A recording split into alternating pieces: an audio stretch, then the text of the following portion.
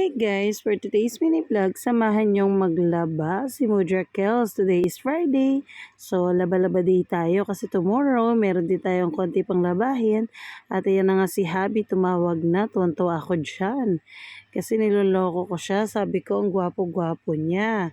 Tapos sabi niya, ayan na naman daw ako. Tapos sasabihin ko daw maya-maya, ang pangit-pangit niya. Ano ginagawa mo? Diyan ka pa talaga nag-ano? Nakakaloka naman talaga yung asawa kong gwapo. At ayun na nga, ayaw nang lumabas, nagtago na. Yan, si Aling Tisay, nagaya na naman kay Teacher Jopen.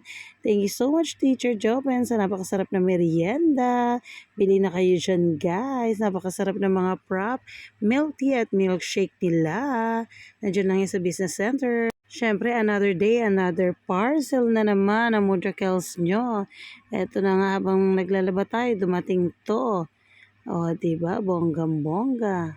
Iyan, para sa ating, ano ba to? Hairdo? Tsaka sa balat. Taray, lumilevel up na ang Mudra Kels nyo, diba? Maraming salamat sa panonood. Ingat kayo palagi. Good night.